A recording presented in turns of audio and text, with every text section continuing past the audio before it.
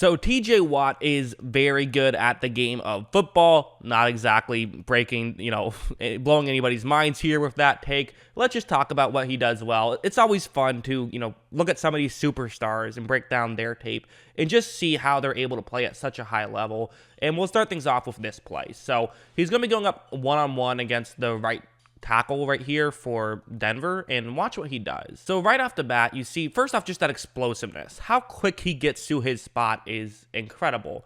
And at this point, again, because he's so explosive, because he has such a great first step, it's going to be really difficult for a tackle to win this matchup. And this is what TJ Watt does so well. It's similar to a Myles Garrett type thing. Those guys are similar pass rushers where Watt gets so explosive. And at this point, you're not going to be able to really push him over too much because he is so strong. I think he's kind of underratedly strong. I think a big part of it is, he is so explosive. That's what people pay attention to. But he can run you over too. And as you see, he is going to be able to get over and get this sack right here. You also have something like this. So I want to talk about his hands for a second. His hands are just incredible. And he can just get by a tackle just, immediately. He just gets the hand placement he wants, moves over, gets to the quarterback. That's how he's able to get so many pressures really, he has everything. He is a complete pass rusher, but hands are probably maybe his best trait, either that or explosiveness.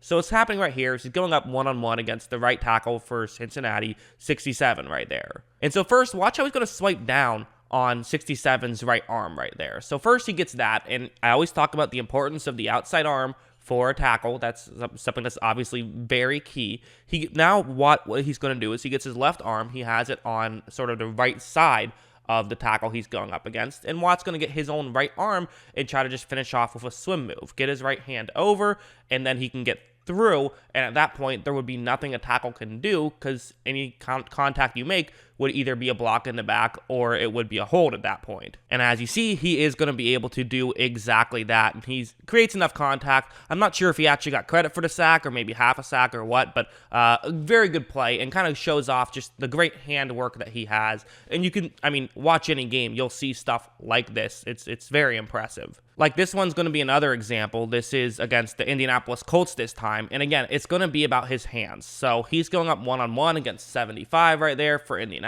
and watch what happens. Right when Rivers takes the snap, notice how Watt, again, the hands, watch how he gets his left hand and he's basically, grabbing on to the outside arm, because that's what I talk about. The outside hand of the tackle, that's what you want to make sure that you're paying attention to. And if you can, it's going to be really difficult to block, because think about it. For 75 right here, how do you get away with this? How do you find a way to, get out of this situation? Watt can then sort of twist, he pushes over, he's going to dive, and he is going to get another sack. And we can talk about his speed for a second as well. Someone who has a great speed rush honestly, it worries me going into the NFL if you have a great speed rush, because who knows how well it's going to translate into the actual NFL. Sometimes it does, sometimes it doesn't. It's just a question mark, and it's a very valid reason to be concerned about a prospect if the majority of their wins come from speed. And that's not really the case from Watt, but I should be clear, his speed rush is awesome. And again, I'm more talking about from college to the NFL.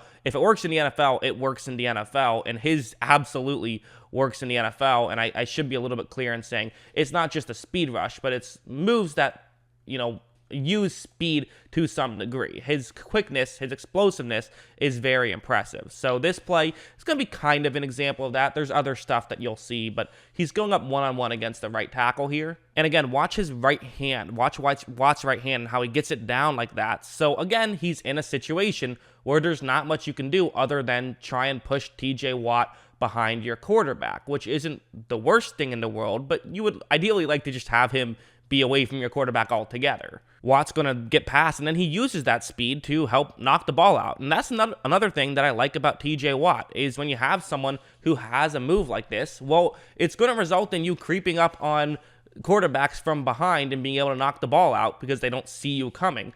And because of that, it means that you will be able to knock the ball out at least a decent amount, which is nice. And obviously that's huge. A sack is great.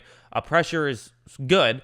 And fumble is awesome, especially if you can then recover the fumble. That can completely change football games. While he only knocked the ball out twice in 2020, that feels like a bit of an anomaly because over the course of his career, he's been very good at it. He even led the league at it in 2019. So he's definitely very good at knocking the ball out. He also recovered it 4 times in 2019, which is amazing. And he has 4 interceptions, which is another amazing stat. Usually I don't pay much attention to how well does a, outside linebacker in a 3-4 system cover, because they don't need to cover that often. Well, he can cover very well as well because he has 4 interceptions. This next thing is also awesome, and something I'd like to see Pittsburgh do a little bit more frequently, if I'm being honest. It's a stunt right here, or a twist, whatever you want to call it, where the guard is going to move over to block the, defensive tackle. Watt is going to actually move all the way over and hopefully get a straight shot to the quarterback. I love these things. I think teams should do this more often. You see New England, this is a lot of what they do, is they get a great secondary and then they generate pressure through stuff like this. And I think maybe with Bud Dupree gone, I like Alex Highsmith, but, I don't know if he's Bud Dupree. So maybe what you do is you do this more often because you got to get pressure somehow. And this could be a good thing they do because watch what TJ Watt is going to do. I mean, again, look at how he sells this well, and then it's just a great explosiveness. A little bit of contact isn't going to bring him down, and he gets to the quarterback. And I'd love to see Pittsburgh do stuff like that more often because Watt is just so awesome at it. And I think sometimes you don't want to mess around with it because you say, well, Watt's so good at just beating a tackle anyway, just let him do his thing. But I think if you sprinkle some of these in there, you'll get even more pressures from him, quite frankly. And one last thing right here, going up against Cincinnati, it's a one-on-one matchup. You see where he is. It's actually going to be a tight end who's blocking him. It looks like maybe another offensive lineman was going to block him at some point, but probably just the tight end was going to be the main guy.